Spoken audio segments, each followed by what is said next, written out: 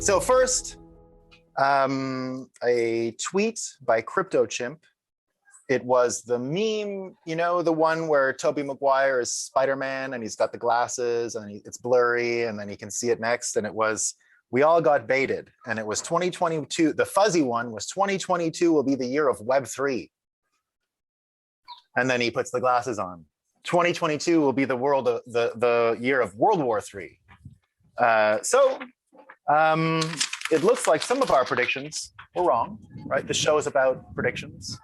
It's about saying them out loud, getting them on a certain record, and then, you know, revisiting them. So we said probably not going to be a war in Russia and Ukraine. Now there's definitely a war in Russia and Ukraine. And, you know, if I go through the assessment of what we got wrong and what I got wrong, what was my blind spot, I think my answer is Putin, I don't think has ever done mushrooms. I think that's what I miscalculated, because I think Putin has an ego that is beyond my calculations of rationality and what, you know, give and take, plus and minus would actually do to a human being. Not that I really believe in rationality, but there is a certain amount of, you know, survival that I just imagined would be there. But ego can be a hell of a drug and it can definitely take over. And I'm not trying to mind read here, right? I'm not trying to mind read here. We're going to talk more about ego in a second, but I think my blind spot was I just didn't imagine what the ego was. And I probably should have known. I mentioned that I knew a guy named Boris Nemtsov, who was the prime minister of Russia under Yeltsin and did not get the promotion to be president when Putin took over. And I met him in Ottawa. It was during the Pussy Riot stuff. He was sort of making a case and he was coming around the world to get attentions in case he went to jail, which of course he did. And then he was, but in private conversations, that was his, and someone who had known Putin, that's exactly what he told me. He says, you wouldn't imagine. It's as simple as you can imagine. The plastic surgery and all that, that's all you need to know. That's it. That's all you need to know. So I had the information, but it just didn't click. So we can do better. But so we wake up, we're in World War III. Some people get it wrong, some people get it right. What I do know is that we need to take the people who got it right more seriously than ever. And there's one name I want to bring up today because he just seems to get it right all the time. And his name is Mike Cernovich. And I'm going to relate him to this ego thing in a second, what I was talking about with ego. So here's a tweet from him today. He goes, sold uranium to Russia, Democrats. Crimea invaded, Democrats. US domestic pipeline shut down, Democrats. Nuclear power halted, Democrats. Ukraine invaded again, Democrats. Starting to notice a pattern. Now, a lot of people say that Mike Cernovich is a partisan, right-wing, right? Now, this show isn't about right or left. What I want to highlight about getting things right and predicting right is Cernovich, Mike Cernovich. If you don't know Mike Cernovich, he came to popularity in the 2016 election basically by turning the camera around at a Trump rally and putting it on the crowd and the media and who was there. He didn't care about the Trump piece. It was what was going on at the rally. And he rose to sort of national prominence. He was then interviewed by 60 Minutes where they, you know, did one of these gotcha things on him, but he had recorded it himself. And you see the 60 Minutes interviewer saying, how did you know? Because he was all about, you know, Hillary Clinton's health and she wasn't healthy and this and that. And she collapsed on 9/11, if people remember. And he was pointing it out, like she's got major health problems, major health problems. So they did this story in fake news after the 2016 election on 60 Minutes and they interviewed him. And they cut it wrong. But in the end, in the version he had, the interviewer asked Mike Cernovich, you know, how did you know she was sick? And he says, well, she collapsed. How did you know? And he asked back, how did you know she wasn't? And he goes, well, the campaign told us. And he went, well, you're a journalist. Like, you listen to a campaign? I mean, devastating, like devastating when you see that in real life, a knockout blow, right? If that was a boxing match between a fake journalist and a real journalist, that was a straight punch right to the face, KO, game over, right? Just out.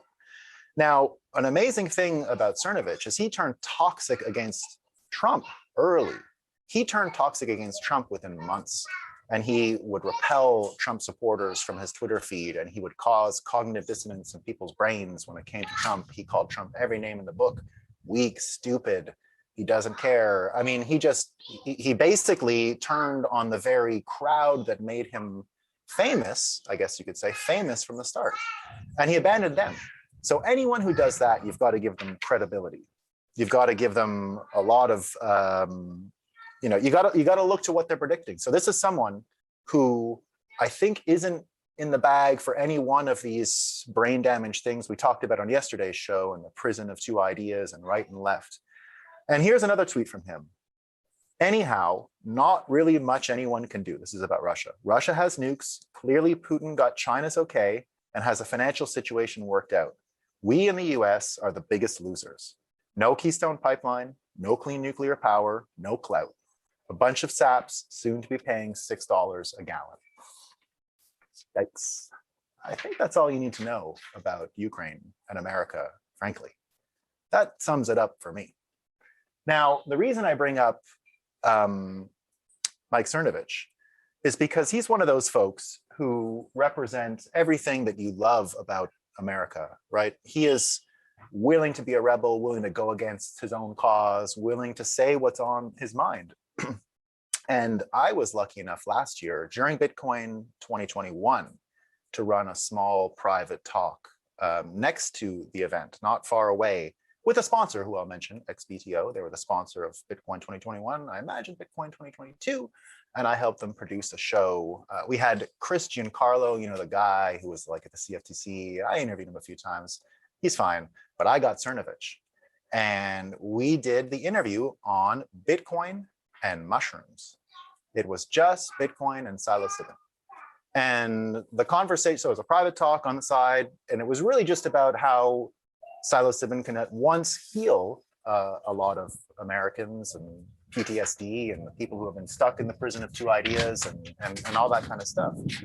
And what Cernovich and I did was basically talk about how it's an opening to understand Bitcoin and more or less to understand that the crazy thing that we're doing, it's like, hey, yeah, let's just start a new financial system because this one sucks and we got to break up with it because it sucks. It sounds stupid, and it sounded really stupid even in 2013 when I got started on all this mission. But nevertheless, to have the, I don't know if it's craziness or whatever it was that keeps all of us Bitcoiners going, but it's this belief that we can actually achieve this. And I think maybe mushrooms are a prerequisite to doing that. I think maybe. I'm not positive. I don't know if there are any Bitcoiners out there who've never tried it once. I don't think you have to be a regular user. We actually took mushrooms at the event to add some, little flair to it. So it was Bitcoin and mushrooms on mushrooms at Bitcoin Miami 2021. And so there's big news on that. The Oregon State Senate Committee passed a measure on mushrooms and psilocybin yesterday. There's going to be a task force now that's going to basically set up all the commercial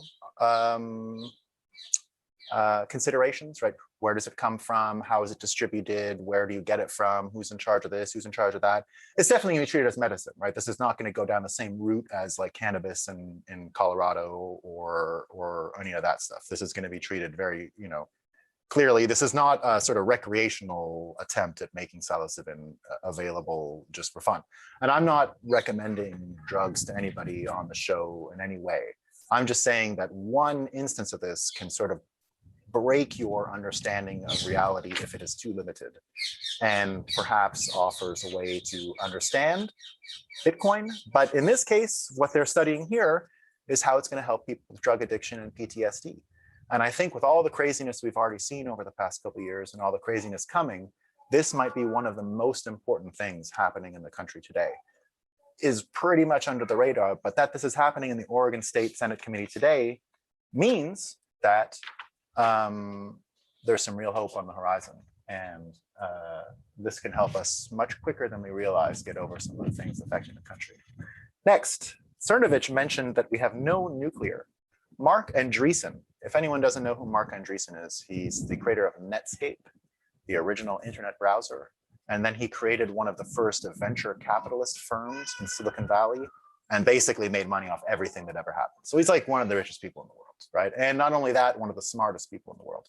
And if you were in Bitcoin before the Bitcoin standard was written, for example, or other important, Brandon Quitlam's piece on mushrooms and Bitcoin, I'd say is one of those other ones, Gigi, there's a few pieces out there that are go-to now. But before any of that happened, other than the white paper, Mark Andreessen's 2014 New York Times article, Why Bitcoin Matters, was what got a lot of people through the troubling market crash of that era. And Mt. Gox, whatever, 8 years ago yesterday was just a few weeks after that. So this document was actually really helpful. It was cited. Anyone who was writing about Bitcoin back then was citing it in almost everything we wrote. And waking up today to the Russian news, he tweeted, build 1,000 new state-of-the-art nuclear power plants in the US and Europe right now. We won't, but we should. So Mark Andreessen, another one of these Americans who has had a lot to do with building the modern world, understood Bitcoin really early, has been building stuff since then, is telling you that if we built 1,000 new state-of-the-art nuclear power plants, all this trouble would be over. That the Russia-Ukraine thing wouldn't even be a consideration to us. And I think he's right. And that's why nuclear power and what we're going to talk about next, Bitcoin, are the two most important things in the kit, right? Mushrooms are pretty important too. So the next piece here, I wanted to introduce a new character to the show today. I'm not gonna be able to do it. I wanted to get a pair of glasses, and it would be like, what JP Sears does sometimes, and I wasn't gonna be talking about JP Conning. It wasn't gonna be talking about JP Conning. JP Conning is a former staffer for the Bank of Canada and writes some stuff. He's been in Bitcoin for a long time. So my new character was gonna be based on JP Sears, and it wasn't JP Conning, but he was gonna read a JP Conning tweet. Okay, you catch it? So if I had the glasses, I would do it now. I'll try and do it with the affectation I was trying to come up with. So imagine me with glasses on right now. This is what JP Conning said. He's Canadian. 2 Canadian courts have issued 2 Mariva injunctions on crypto wallets in 2 months. First, the injunction on the coins stolen in last year's indexed finance hack. And now the Chugger Convoy's Bitcoin fundraiser, unstoppable internet coins, meet the law. Right, so JP Sears, that was my impression of JP Sears, not JP Conning. Okay, but I read JP Conning stuff, just so you know. So JP Conning has this idea that what happened in Canada, this unstoppable internet coins, had met the law because Mariva injunctions, he says, Mariva injunctions. What are Mariva injunctions? I'll tell you, they're injunctions. They don't actually even take your funds. Like, it's not a seizure of your Bitcoin, by the way, right? A Mariva injunction is, hey, you don't do that. It's not good. Stop it, right? That's a Mariva injunction. That's it. That's all there is to it.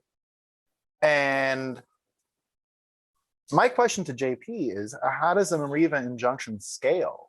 Like, you just give 1 million of them and then everyone stops transacting their Bitcoin, I guess? So it's effective. Like, the unstoppable internet money has met a Mariva injunction, right? Like, it's over. I give up. It's done, right? Is that it? So, one of the things that it reminds me of, and I don't want to single out JP Conning. I love his pictures when he puts out old money and coins and has like, puts them on Twitter all the time, silver dollars with things knocked out. And he's got this really great one where it's, what is it? It's a North, how does it work? Yeah, it's a North Irish bill, like a note, like money, from the Bank of Denmark, denominated in British pounds. You know what I mean? Like, that's cool stuff. He's really good at that stuff. Like, he's got a lot of interests, But what I want to talk about, I guess, I don't mean it as an insult, but let's call it like a hipster affectation, right? A hipster affectation. When someone's like, oh, I knew that band first. I knew the band before anyone. Oh, I knew the band, right? Was there really early. I knew them before you, but now I don't like them because they're too popular, right? I knew them first, but now I don't like them because they're too popular. That sort of humble brag to me comes from there being no skin in the game in the credentialist world, basically, right? In the credentialist world, you don't own anything. It's just a reputation for being there early or not or whatever.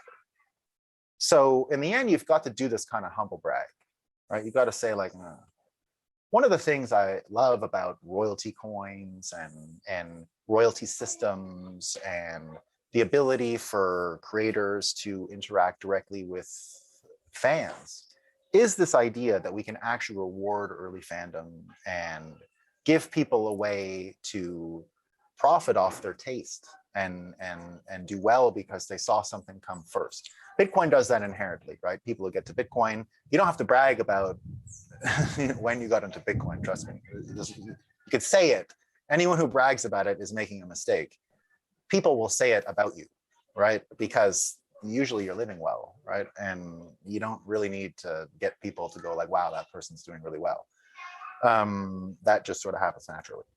And so what I think is that anyone who might have known about Bitcoin early, maybe like it was a band, right? You know, like you know about them early, but you know, you got to tell people that you don't really like them anymore because there's no other way to let them know you were early.